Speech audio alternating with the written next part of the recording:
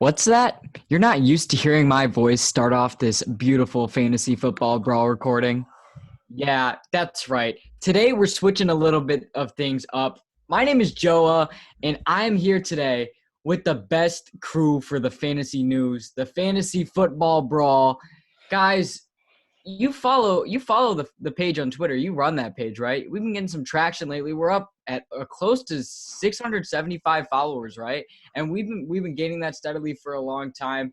But that page is not the star of the show. The star of the show has got to be my guys, Joe Gaither. Follow him on Twitter at Joe Gaither6 and Adam Stark. Follow him at EverydayFFB.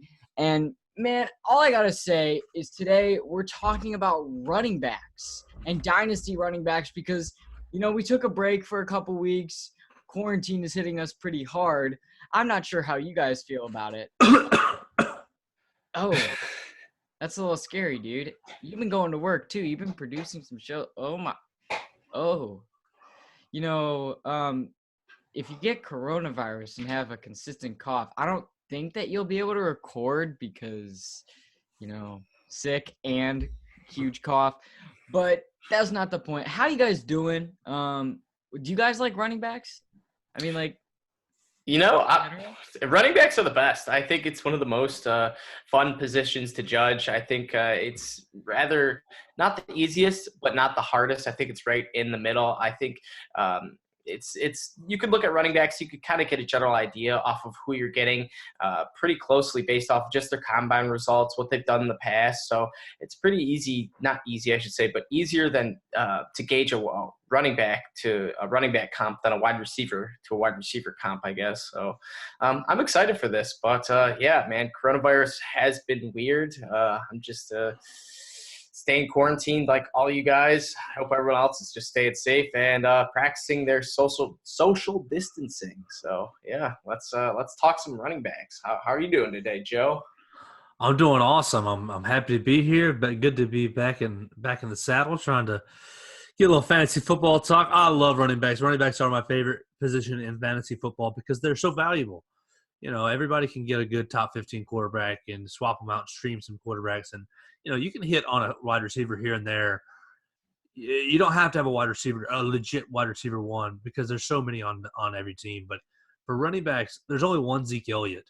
There's only one Saquon Barkley and the like on the team. And so I'm always looking for that next one. I'm always looking for that next guy to be the three-down back who can really take things over and produce 20 to 25 points a game. Christian McCaffrey like numbers like he did last year. Yeah, I agree on that because I think we've seen a trend in the NFL where, NFL running backs don't matter to their team. And I think that's, like I said, a trend and a new thing going forward. But for fantasy purposes, running backs they're the key to your fantasy team. If you have two stud running backs, you are set. If you hit on a rookie running back, like we're going to talk about in a few minutes, then you're feeling good about your fantasy team. So it's always great to hit on a rookie. I know in the past, I think 4 or 5 years, there's been at least two rookie running backs to crack the top 12 each. I think it was the last 4 years. I saw the stat probably a few months ago, but it was something crazy where if you look back on it, sure enough, there's been two rookie running backs that cracked, I think, like the top 12 or top 15, and we just saw Josh Jacobs and Miles Sanders do it. Some of us thought it was going to be Montgomery and Josh Jacobs, but Sanders came up. He finally got that starting role, so we'll see what we could dig up in this rookie prospect. Thanks for rubbing that in, man. We love to talk about David Montgomery and how I picked him in the 4th round of this year's draft in one of my leagues. That was such a great pick. We thought that these rookie running backs in the past couple of years, Saquon Barkley had an amazing rookie season, followed it up with the solid 2019 injury plague. Let's see what Miles Sanders and Josh Jacobs can do. Because I'm sure that if we were around at this time last year, we would have been talking about dynasty running backs like them. But now we're talking about this year's draft class, this year's running backs, and what they're going to do for possibly the next 5 to 10 years. And, we've seen guys like Melvin Gordon and Le'Veon Bell hold out of their teams and, still find ways to put up numbers. Well, Le'Veon Bell found a way to put up numbers on the Jets, even though that wasn't the best situation. And, so with teams, like you said, Adam, don't necessarily matter when it comes to running backs. What only matters is that there's one good guy per your team. And for fantasy football, that's all that matters. So let's start off with some guys, the college running backs, the guys coming out of college. Could be early, could be late, 5th year, 6th year. I don't know. It doesn't matter.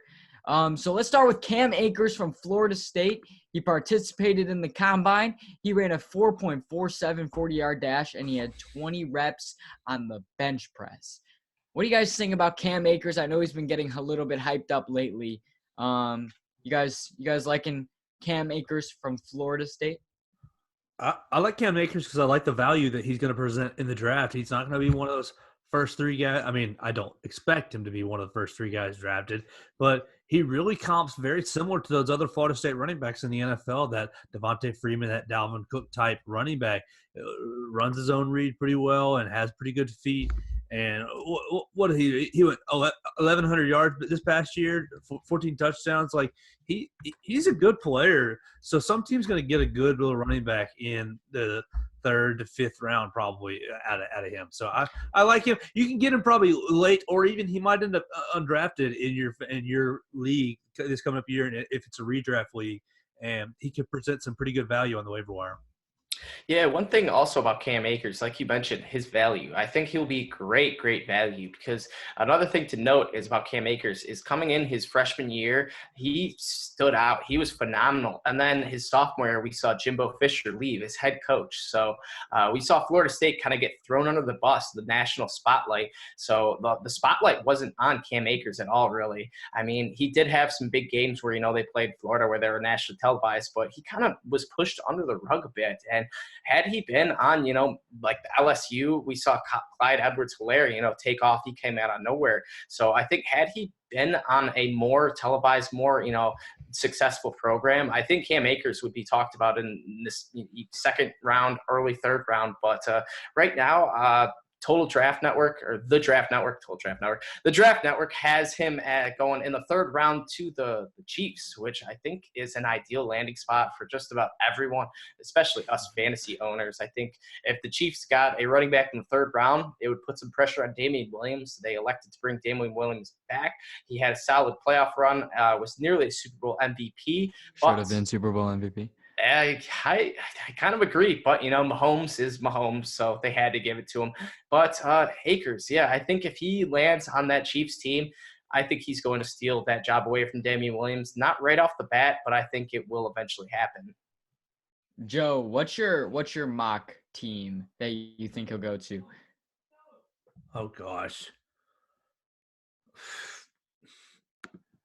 A bunch of dead air, silence. I don't know. If the Dolphins don't pick it, yeah, exactly. The Bucs are going to need a running back to go with Brady, because and one who can catch passes, one who can be that dump down guy. You mentioned Clyde Edwards-Helaire, and I think he's the perfect fit for the Bucs to play next to Tom Brady, the way he runs routes.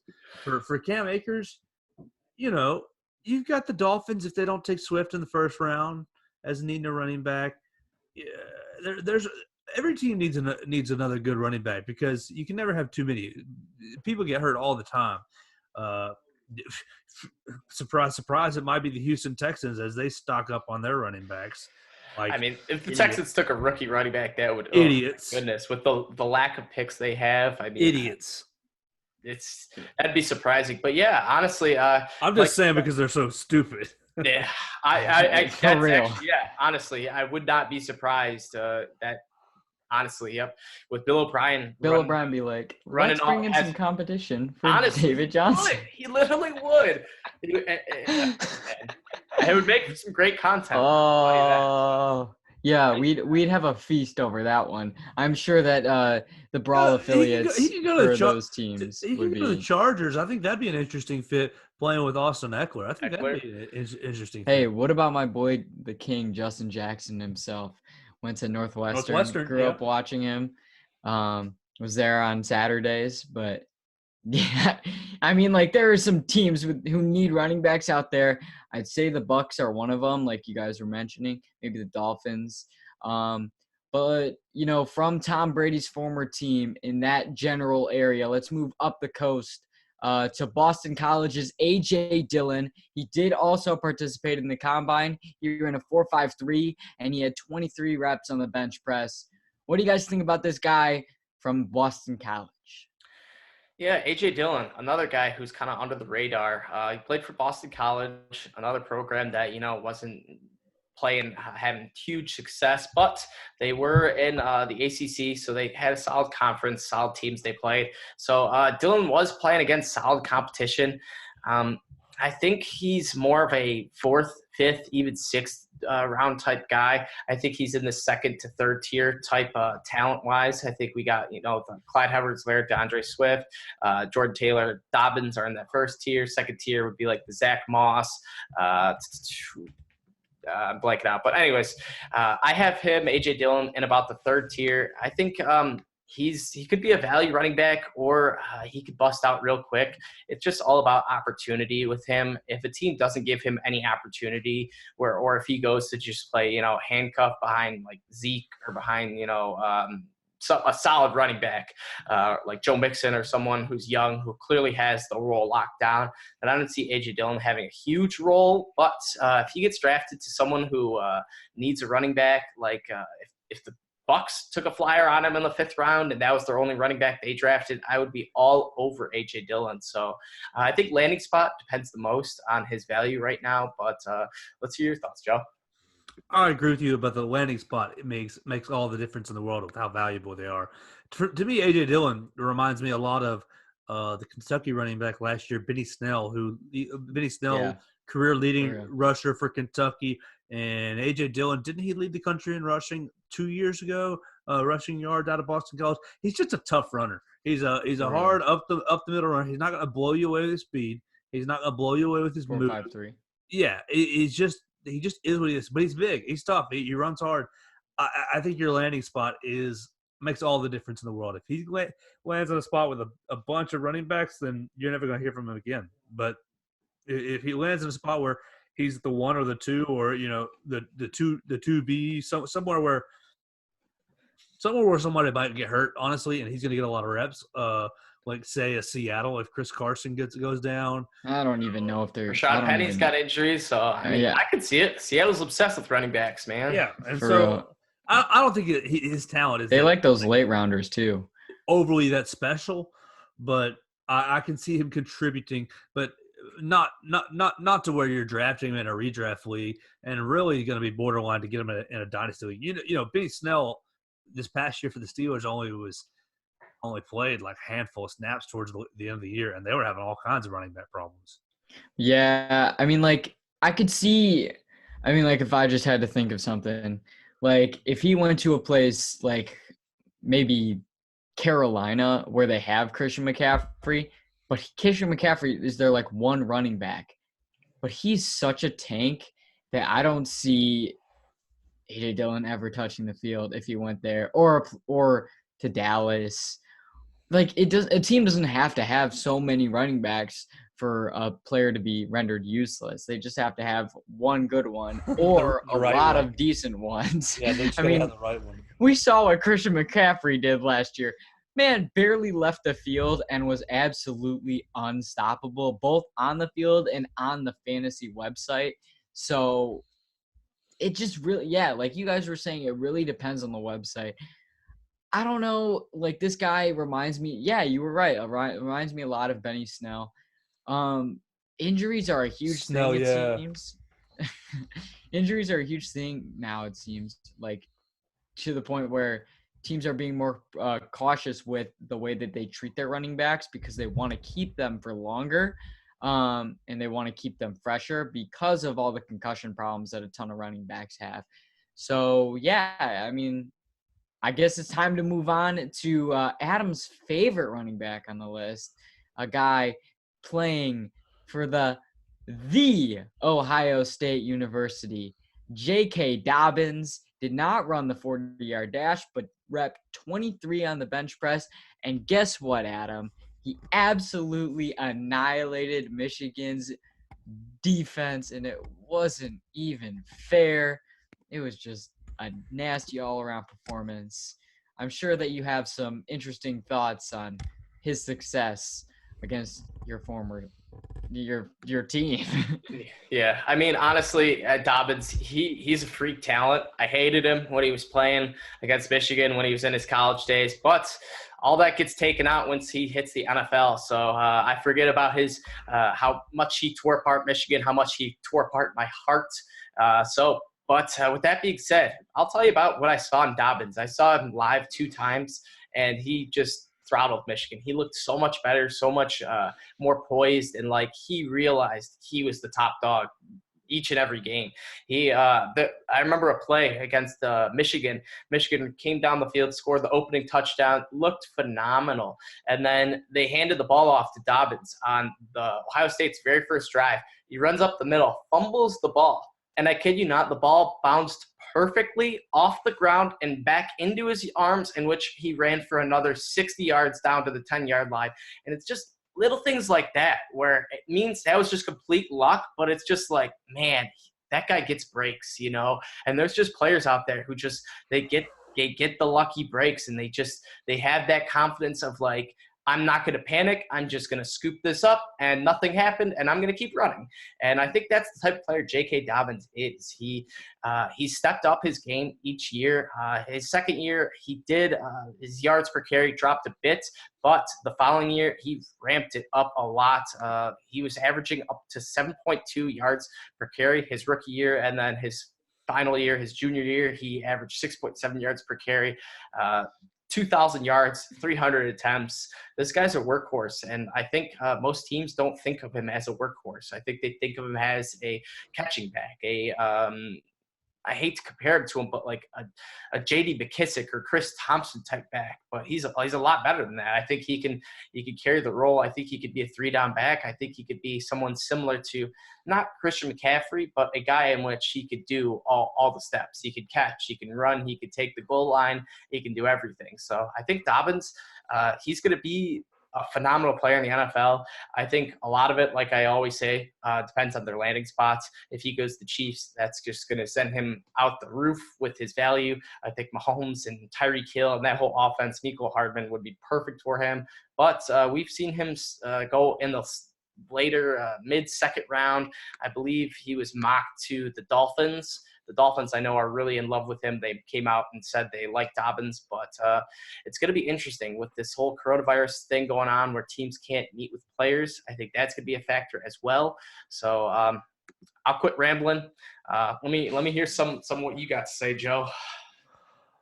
I agree with you when you said that J.K. Dobbins can be a 3-down running back. I think he really can be. I think that he presents a great threat in the passing game. He runs clean routes, and he seems to have pretty good hands and have pretty good field awareness. So I like J.K. Dobbins a lot. I think he's a really impressive running back. He's the leading career rushing yards leader of all the running backs coming out for the draft.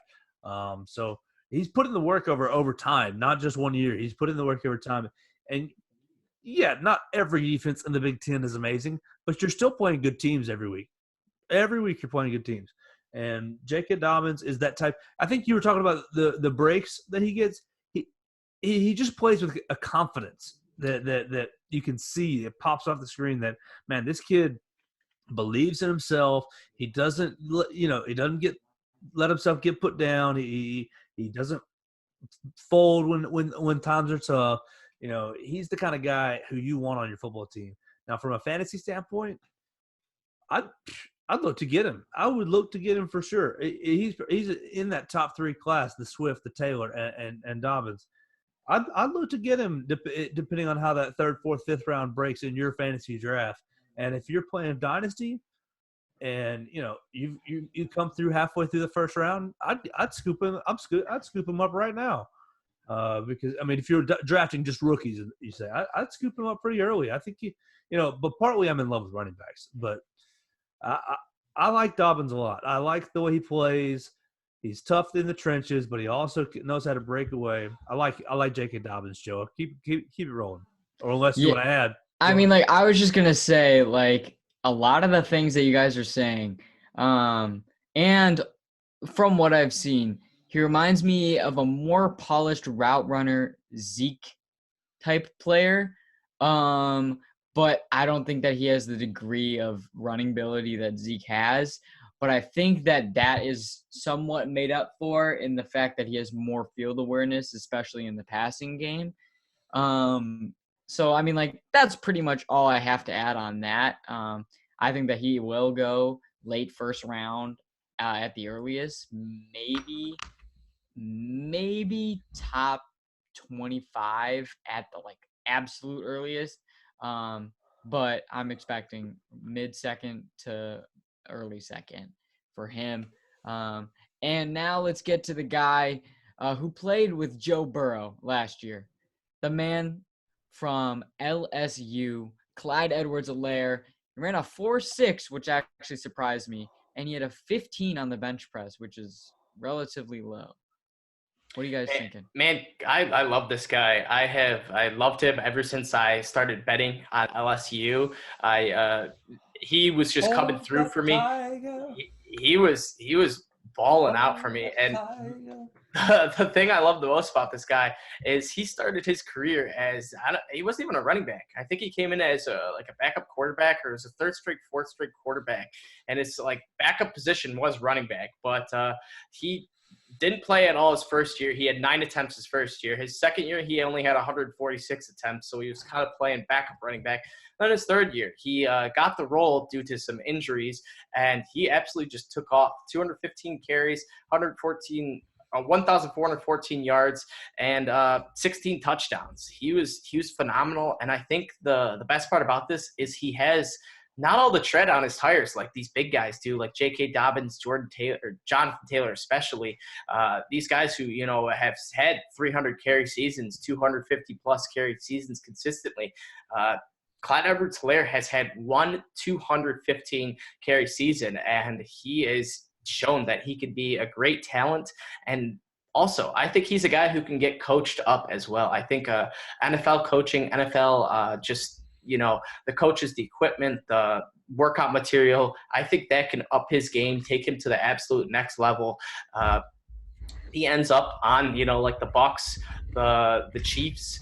Just honestly, any team that semi needs a running back, this guy will thrive. He has slowly become my top 2, if not my favorite running back in this draft. Oh, you're stealing my thunder. I like him that much as well. I think he runs very, very good routes. He's a matchup nightmare for linebackers. And whether it's him reading the linebacker and making the correct decisions, or it's just him running the set routes, he's a matchup nightmare out of the backfield. I think that, to me, he kind of compares a bit like Darius Geis in the way that he can play. And I love Darius Geis. But with knees. Well. And not with a weird Twitter. I like Darius Geis. He's got solid Twitter. He's a man of the people. He's so weird. He's so weird on Twitter. He says some weird stuff. I like a player who will interact with other, with the peons like you and me, Joe. Dude, so does Allen Robinson, but Allen Robinson's Twitter is amazing. Geis' Twitter is weird, bro. Oh, that's all right. I like Clyde Edwards-Helaire a lot. And I think he's going to be a fantasy weapon. I think would I draft him ahead of J.K. Dobbins? That just depends on the fit. Landing spot. Yeah, exactly. Yeah, there we go. Where he goes. Y'all got the chemistry down right there. All right, so I got a question. Dobbins lands in Kansas City, and Clyde Edwards-Helaire lands in Tampa Bay. I'm taking Edwards-Helaire. Ooh, all right. Really? That's. I think Edwards-Helaire. Dude, you're tweaking. No. Are you serious? Yes. Yeah. I mean, to play with 45-year-old Tom Brady. Who loves to check down, man? Yeah, exactly. That's my point, Adam. Who loves to check down 2 yards to his right? Literally, that's what defenses are going to be prepared for. Yeah, I know what they're game planning for. I know Dare Abugubawale is not going to be that James White that everyone thinks he's going to just come out of nowhere. What But about Ronald Jones and Peyton Barber? Ronald Jones had his opportunity. Peyton Barber is gone. He is a free agent, has not been re-signed. Okay, So interesting. yes, it's going to be Ronald Jones fighting. I thought he had for one more year. himself. Yeah, Interesting. so you put Edwards-Helaire against Ronald Jones versus Dobbins against Damian Williams, and obviously I think both rookies will win out in that situation, but it's going to take Dobbins a little more time to win that out. And yeah, you say defense will game plan. Dude, for the Tom Brady takedown. is not gonna have enough. Dude, that man has a freaking ramen noodle arm these days, dude. I agree. I don't think he But can you make it still- 45 yards down the field, bro. But I you don't think still he can make have it. Mike Evans and Godwin and OJ Exactly, Howard. but they're gonna be running to defend. slants because Tom Brady can't throw anything. My theory is someone will be open at all times, and Tom Brady is 10 times for smarter than sure, Jameis but Winston to make all those right throws. wait. Let's not talk ill about the man who led the league in passing yards I last love year. James, but he was a gunslinger, man. He's just throwing the I ball. love Jameis so much as a player, not as a person. Just to be clear, you're right. He is a gunslinger, but I just don't trust Tom Brady. He's 43. He's got a noodle. I know that Bruce Arians is going to scheme that offense to be wide open every play. But, dude, he's 43. Like, do you guys remember old Brett Favre? Do you guys remember him? He took the Vikings to an NFC championship. I know. Should have been to the Super Bowl if it wasn't for Bountygate. Yeah, but at the same time, like, do you guys remember the year after that? It was bad. Well, do you guys remember Jets Brett Favre? Like Brett this. Favre was before Vikings Brett Favre. I know. I'm just saying. Jen, it's me, Brett. Just calling to see what you're doing. That's pretty good. I remember Mark Lillibridge, one of the hosts of NFL Brawl. Who? Mark Lillibridge. Who is that? One of the hosts of NFL Brawl. What podcast is that? I hope you're clouding. I hope that the coronavirus hasn't gotten to your brain. Nah, but he told one time, a long time ago, on one of the first episodes of NFL Brawl, I was featured on it, and he told this story about Brett Favre that was so funny, about him using his flip-flops in the locker room to take a shower. So it was a funny story. Check that episode out. It's one of the early ones. It happens at some point. But I'm serious. I don't trust any. It would be hard for me to trust anybody but one of like the absolute top running backs in the Buccaneers system. Even though Bruce Arians has Mike Evans and Chris Godwin as tools this year, and he did last year, but I don't know. Just letting you guys know, we're interrupting this program right now to bring you a message from our sponsors from Fanatics. Joe, take it away.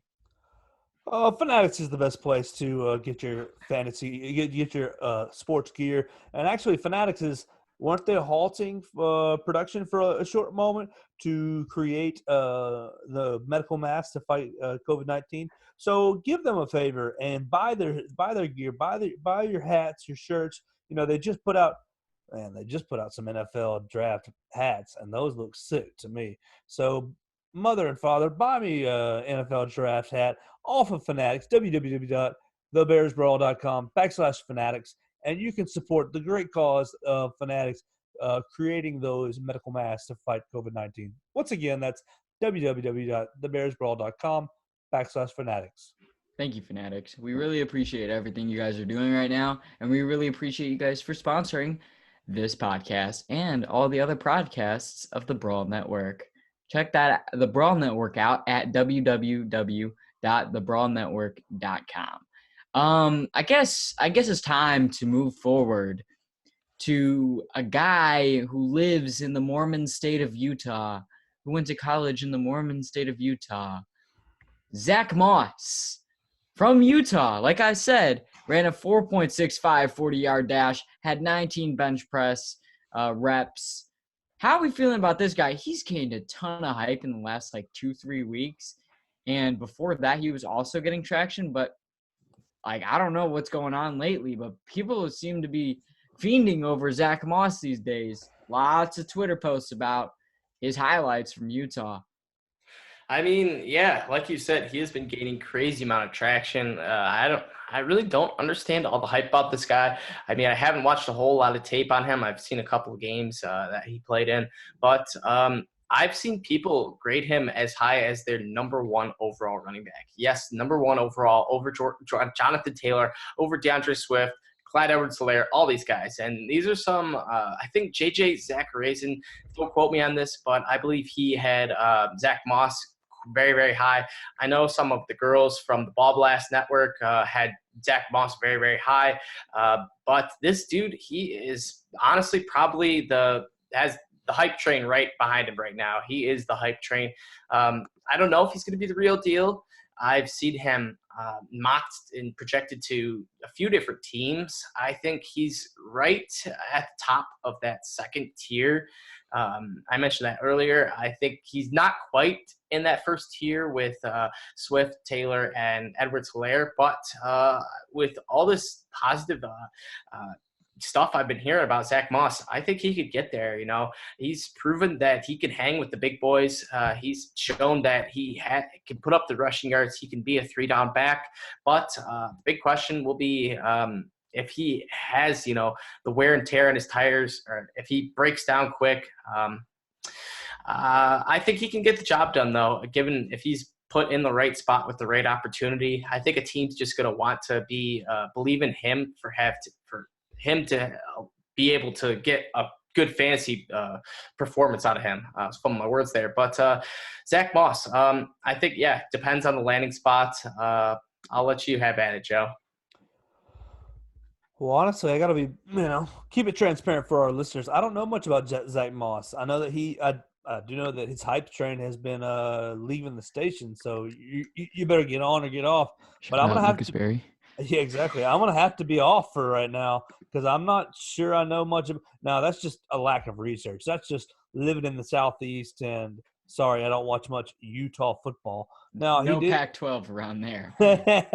He did rush for just over 4,000 yards on his career out there and put 38 touchdowns in the end zone for his career out there. And so those are pretty nice numbers, but it's just going to depend on his fit as well. Let me send it back to you, both of you guys. So we did the Edwards-Helaire in Tampa versus Dobbins in Kansas City. Let's keep it similar. What if Dobbins is in Kansas City, but Tampa instead gets Zach Moss? I mean, I would kind of like that. I mean, any running back on Tampa Bay, I'm generally gonna enjoy, just because I think that's a lucrative spot for fantasy players. I have confidence in Tom Brady and that offense, unlike some people. But I think, it's all about if he can stay healthy. I mean, he hasn't played the full workload his entire career. His first year played 10 games, second year 13 games, fourth year 9 games, fifth year 13 games. So I guess he did play a couple seasons full, but he's had 712 carries. Guys like Cam Akers only had 586 carries. DeAndre Swift 440 carries. So just over half for these other running backs. So I think Zach Moss has a lot of attempts under his belt. So his guy could be a guy who, shines quick and then just slowly burns out fast. I mean, like I said, I'm going to have to big time disagree with you. Like you mentioned, man, I just do not trust Tom Brady, and any listener who feels like I am being unfair can just screen record this moment. I'm telling you, this is not going to work out. I want it to work out for fantasy's sake, for Mike Evans and Chris Godwin and the running back that ends up there. But, man, I have no faith in Tom Brady, which is saying something considering that man has 6 Super Bowl rings, the most out of any quarterback of all time. So, I mean, I'm just not confident in it. It doesn't matter who the running back is unless it's like DeAndre Swift or Jonathan Taylor. I don't think I have confidence in any rookie running back in that Tampa system. I like that offensive system. I just don't like the quarterback. See, if it was Jameis Winston gunslinging it up after he got that LASIK eye surgery, if he was still the quarterback, and he's going to be throwing 40 touchdowns and 10 to 15 interceptions, See, but I'd be okay. Here's But my theory. Brady's going to throw less interceptions, allowing them to stay on the field longer, allowing the running backs to get a little extra more yards. And what Brady's they're going to be do, game planning, man. he's going to put them in scoring positions. Jameis was either, throwing 30, 40-yard touchdowns outside the red zone. Brady's going to walk them right up to the 5-yard line and hand it off to Moss. How? Teams are going to be prepared. That NFC South, bro, is going to be prepared For Mike Evans, Godwin, O.J. Howard. I'm telling you. A lot of talent on that team. And Brady's Tom Brady. Okay, this is not 07 Tom Brady. This is not 50 touchdown Tom Brady. This is 43-year-old, less quick reaction time, old man leg Tom Brady. We'll have to place a water bet on this or something. So I think Brady finishes top 12 in fantasy. Oh my gosh. I hope so. I don't think so. I mean, like, where did Jameis finish top 12 last year? Like, I should know that. I should really know that. I think Jameis was like top 7, I think. Yeah, man. He had to. He finished passing yards and passing touchdowns later. So. You know what LASIK does to you? It fixes your depth. It fixes your depth perception. He got LASIK. That dude threw. I'm gonna be honest. I don't like Jameis Winston as a person. He's done some extremely questionable things. But man, dude, the LASIK doesn't fix his decision-making skills. It fixes his depth perception. And last year, with his bad decision-making skills, he's still led the league in passing yards. See, but I've gotten LASIK before, and LASIK doesn't allow me to see a defender. It just allows me to see the defender's name on his jersey. So it's like he's still seeing a big red. Exactly. He's seeing it. He's seeing a name, and he's like, "Oh, that's not my guy. I gotta throw to my guy now. Fix my depth perception. Fix my name recognition." I don't know. This should not be an episode about that, but I don't know. Talking Tom Brady on here. Oh, it's gonna be a thing all season. Last year, all season, it was Joe Mixon. I'm sure it will be Joe Mixon again all season because I don't mind that. You think that he's gonna be a top 5 running back. I think that's a little generous. I think that's a lot generous. I like Joe Mixon a lot, but yeah, honestly, we'll get into that. Small tangent. I would say top 3 behind Saquon and CMC. But that's another episode for another day that we will get into. We'll get into that when sports come back, so I don't have to focus on that because that's the only sports I'll be talking about for a while because there's no sports on right now. But I'm sure that we should talk. Man, I can't get by that. Little Michael Pirine from Florida ran a 4.62, did 22 reps on the bench press. Joe, I know that you really like this guy. What you thinking? Well, this is a guy that, never broke 1,000 yards in a season at Florida. Never got over 10 touchdowns in a season at Florida. But I just like the way he runs. When you put it on tape, I like his style. I like the way he runs. Last year, averaged 5.1 yards a carry. Junior year, averaged 6.2. I just like the way he picks his spots through the offensive line. And if you had to ask me, he's not going to get drafted that early, and in fantasy he's probably going to get drafted late if at all. I think he's a guy that you can get really good value out of later on in your fantasy drafts. Yeah. Go ahead, Joe. I just think that he's a big candidate. He's one of the candidates out there to go to a good team with a established running back, not like a top tier running back, but an established running back. And then that running back may get injured and he'll get a ton of reps. Is what I'm thinking. That's a big possibility with I see that. Michael Pirine. See, the thing with him is he hasn't really had a whole lot of work his career, so I don't think he's going to be drafted into a workhorse type scenario. I think he'll be brought into, a team that's scheming like the 49ers where they have a few backs that are, Breida, Mostert, Tevin Coleman, scat backs like that. So I could see him fitting into a few different situations. But I could see him, even the Chiefs. I know we love to mention them, but even the Chargers, you mentioned them earlier. I could see him getting paired up with the Bears, Austin Eckler, or even the Bears. I mean, it would be shocking after taking Montgomery in the 3rd last year, but I swear to God, Pace. If you Dude, I ran it about Pace last week. I swear. Ryan Pace, this is a message for you.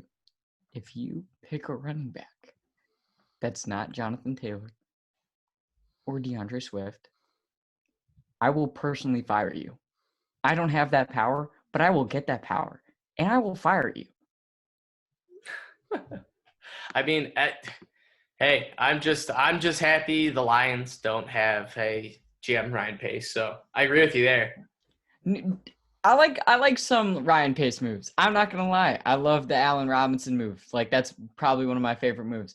But dude, when it comes to draft picks, Kevin White, Adam Shaheen, Mitchell Trubisky, Leonard Floyd, stack them up and up and up and up and Why up. don't you name some of the good ones? The good ones, like Eddie Jackson, Eddie Goldman, Eddie Goldman, two out of all the draft picks. Tariq Cohen's fine, bro. Pro Bowler, 2-time Pro Bowler. As a kick returner. So? Whatever. That's a pretty good draft pick. Yeah, STD Quan, is how it is. But wasn't Cody Whitehair one of his picks? Early one, maybe? Yeah. I don't know. The point is, Bears don't draft a running back unless it's one of the top guys. Or the Chicago accent will come out in full force because that's what happens when I get mad. Oh my gosh, would I love to hear a full episode of you talk in a Chicago accent. That may have to be we will have to incorporate. That could be the Tom Brady bet. That might be what I want. I do it, dude. It happens when I'm angry, as some of my friends can attest. When I get angry, I somehow slip into a deep Chicago accent. Like not like angry, but like a little ticked off. And then that's just the way it is. But I could definitely do a whole episode like that. But there are two guys, and I actually want to talk about them together because for me, they're my consensus number ones. They come right next to each other in our chart. DeAndre Swift and Jonathan Taylor out of Georgia and Wisconsin, respectively, 4.48 and 4.39. No bench press reps for DeAndre Swift and 17 for Jonathan Taylor. These are two of the guys who I think are going to go in the top 20 in the draft this year. I know that DeAndre Swift is losing hype, but at the same time, that dude is going to be a consensus first rounder, I'm pretty sure, at this point. What are we thinking about those two? I mean, it's funny that you say that because I've been seeing a lot of mocks, and I think it's not so much the lack of talent in these running backs, but I think it is the excessive talent in all these defenders. And I think that's going to drive DeAndre Swift and even Jonathan Taylor into the second round. Wow. I think DeAndre Swift, absolutely, he could get taken in the first round. He's got first round talent in my eyes. I think Jonathan Taylor, I keep calling him Jordan Taylor. I don't know why. Jonathan Taylor, I think he's got first-round talent as well. Both these guys have shown it in college. But like I said, I've been seeing some mocks, and it's been weird. I just looked at the Draft Network's mock, and they have DeAndre Swift, ironically, going back to Atlanta, staying in Georgia, and going to the Falcons, which would be very, very, very interesting to see him paired up with Todd Gurley. I think it does make somewhat of sense, being Todd Gurley's old, and he's only got a 1-year deal. I think that's those are both Bulldogs. Yeah, I don't think they definitely didn't play together at all. But both Bulldogs, so they're going to have that chemistry of just, Georgia pride in the locker room. I think both of them are going to realize what the role is immediately. And honestly, I think DeAndre Swift to the Falcons is a perfect scenario for the future. If you want a perfect scenario for this year, DeAndre Swift to the Chiefs is the way to go. DeAndre Swift to the Bucs is the way to go.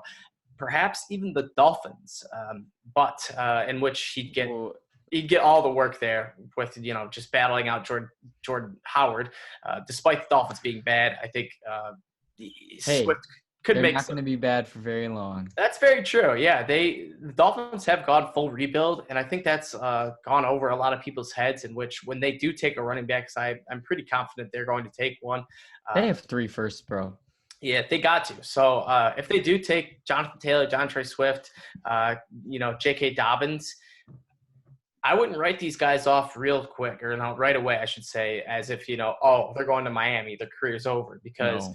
Adam Gase isn't in Miami anymore. So Nope. Adam Gase was the guy that would ruin the career of the stud running back, quarterback, Ruined Matt wide receiver. Forte. God.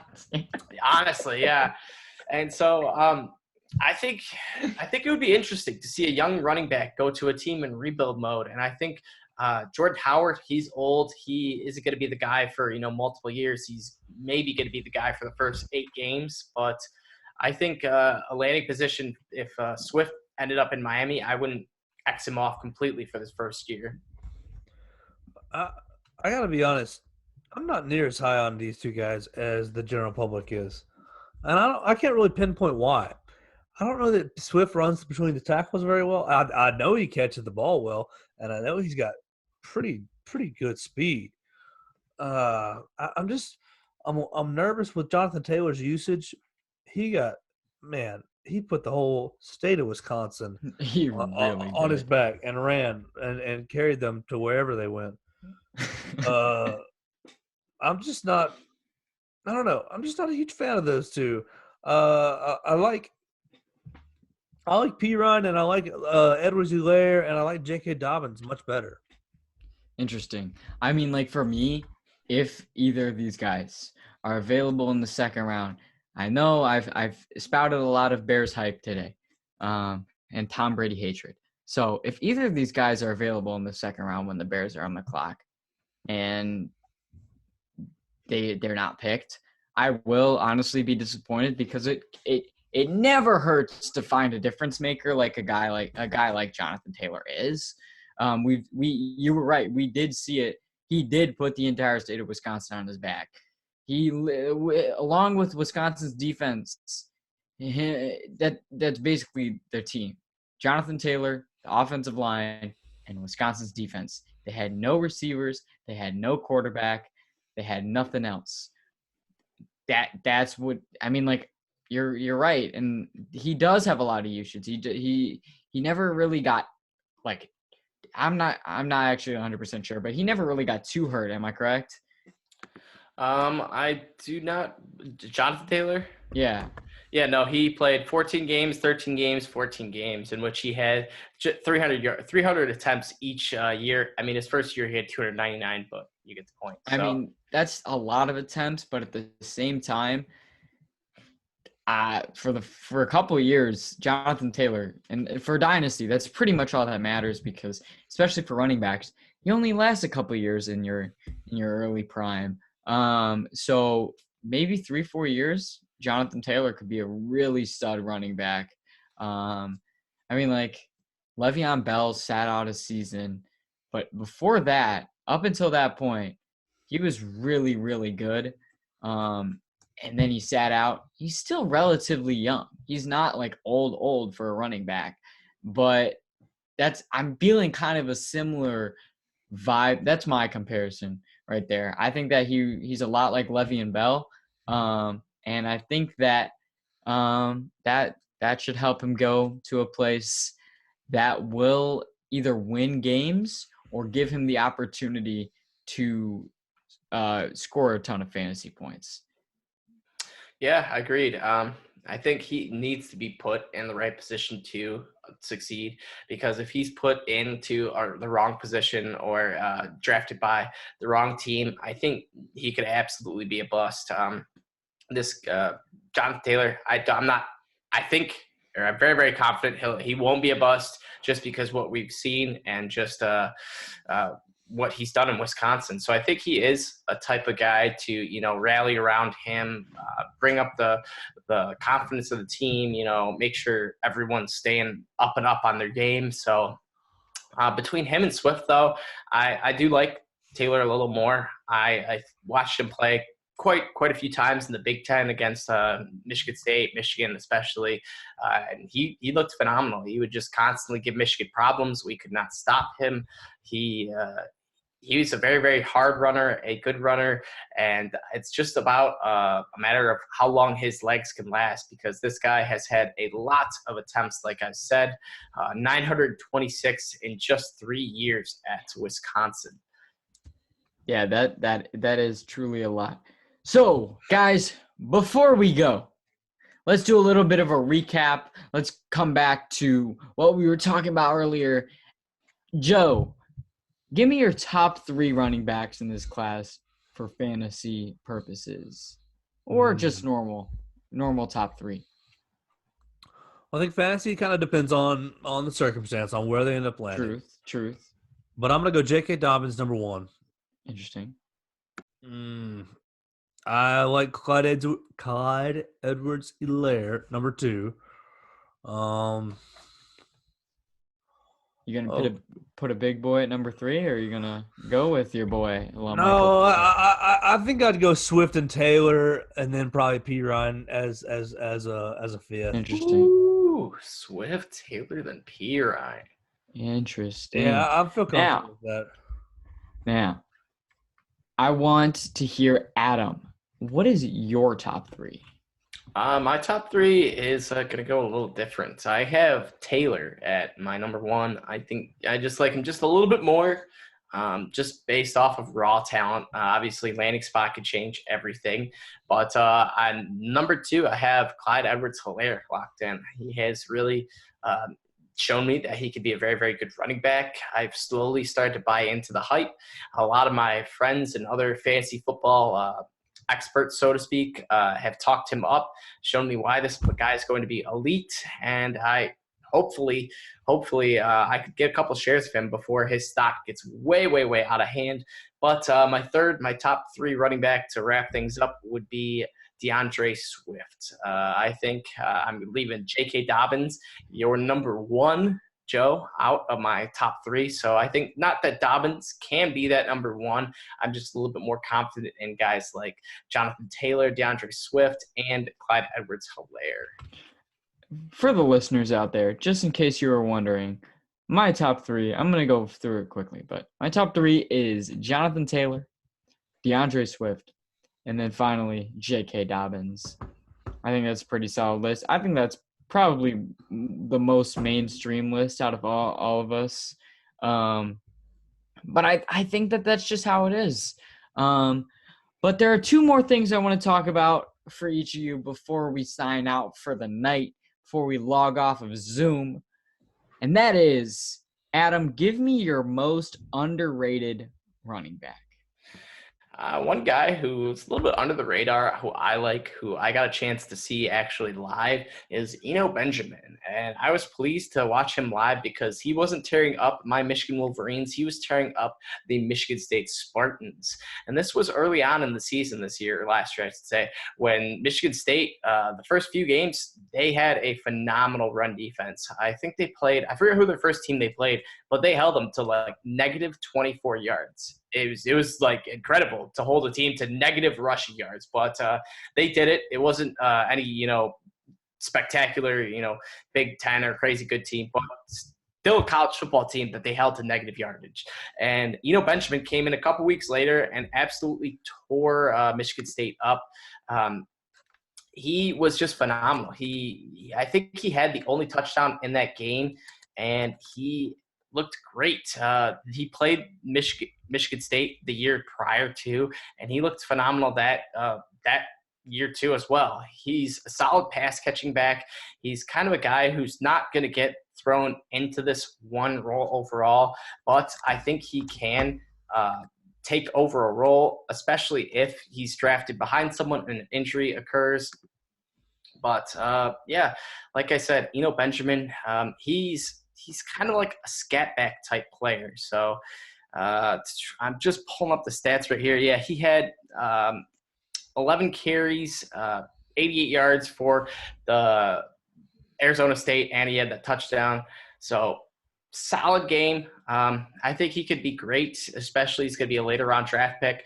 And honestly, I could see the Lions drafting him. He was comped to guys like Javid Best, Mikal LaShore, and there's one more other Lions running back that he was comped to. But just the fact that he was comped to 3 separate Lions running backs kind of makes me believe that he could become one. So would be interesting. I wouldn't mind it if we get him in the 4th, 5th round. I think he's a solid back. I think he's probably my favorite under the radar, low-key back right now. But that could change. And Joe, you're most underrated. I'm gonna have to go with the guy from Florida, Michael P. Ryan. I know I've said his name a couple of times, so maybe that's given a little bit too obvious, but I think he really could turn into a starter in this league. I think he really can become somebody that you want to have on your fantasy football team. I like the way he runs. Well, last one. In your guys' opinion, I want you to come to a collective agreement on this. It might be tough. But who gained the most hype and who lost the most hype? I'll start things off, and I think it's going to be Clyde Edwards-Helaire, just based off of that we both put him in I think our top 2. Me and you did, Joe. So the hype has definitely become real for us, at least. We've seen him get talked up on Twitter. Some other analysts have talked him up, but Clyde Edwards-Helaire playing on that national phenomenal LSU Tigers team really gave him a bump too, side by side with Joe Burrow. I think that helped out his stock as well. And I think him just playing on a lot of national big-time games allowed some scouts and other, analysts like us to be able to watch him and figure out who this guy really is. And he's just a guy who, he didn't start out playing running back. He was kind of just, I think his first year he only had nine carries, which is nothing. His second year he had like 100 carries. Then his third year, 215. So he still has a lot of usage left on his legs. I think he could run for days. He could possibly be, the next Frank Gore, the dude that just plays forever because he does not have any tread on his legs. But the guy who I think is slowly starting to fall off is DeAndre Swift. He didn't have, the best or the worst combine, but he didn't really show up necessarily. We saw guys like Jonathan Taylor, Zach Moss have very good combines. Their stock started to rise quite a bit, but Swift kind of just stayed in the same spot. So obviously if he gets drafted to the right team, his stock will shoot right back up. But if he gets drafted to, not the perfect spot or just an okay landing spot, then his stock could fall even more. Yeah, I promise we didn't talk about this beforehand, but I agree with you completely on both counts. My Swift thing is I think his stock started dropping when he did he bust up his shoulder prior to the SEC championship game. I think that started his slow decline. Something like that, yeah. So yeah, we agree completely. So wow. great minds think alike. Interesting. The chemistry is building. So I think that's it for us, right? Nothing else you guys want to say? Nothing else you guys want to fill our listeners in on? I think that is about it. Well, this week me and Joe switched spots. I think that Joe really wanted to talk about some running backs this week, and I think that he got it done. He has to no, what? No, you're shaking your head. No. Interesting. Never mind. Just kidding. We switched spots. We had a great time. This is my first time back in the Alpha Mike for a while, and maybe next week we see Adam hosting the wide receiver show. You know what's funny about that? I literally hosted my first ever podcast, The Lions Brawl, like 2 hours ago for the Lions Brawl podcast, and it was awesome. So you know what? We very well may have to just keep passing the torch around. So Lions suck. Facts. But I mean, we do have to. We owe it to him. We owe it to him to shout out that podcast. Shout out to the Lions Brawl. Help them gain some followers on Twitter. What's the Twitter? Yeah, Twitter is Lions Brawl, like all the Brawl accounts, but you can also find me at Everyday FFB. I'm always on Twitter, tweeting my mind, tweeting just NFL-related news, stats, and info. Yeah, and Joe, your Twitter is at JoeGaither6. Follow that man. He's doing some great work editing our shows, being here, running the mic. He's doing amazing. Thank you, Joe. And follow me on Twitter at 72tuveybro. Yes, I have a cheater in my name. Yes, I understand. It's fine. We don't need to talk about it. I just miss baseball. I think that we can agree. The collective MLB fandom, the collective MLB fan base, we just miss baseball. And so, that's what matters right now. But the most important thing of all, make sure you give us a 5-star rating on Apple Podcasts, and make sure to check us out on Spotify and YouTube as well. We post on YouTube to the Brawl Network YouTube account. Give us a like and subscribe, please. Leave a positive comment in the comments section down below. And make sure to follow us on Twitter and like our Facebook at Brawl Fantasy. On Facebook, we're at Fantasy Football Brawl. And everybody, thank you guys for tuning in. Thanks to Joe and Adam for being here with me and tolerating my annoying presence. Let's talk about wide receivers next week. We will see you then. Stay safe. Stay quarantined.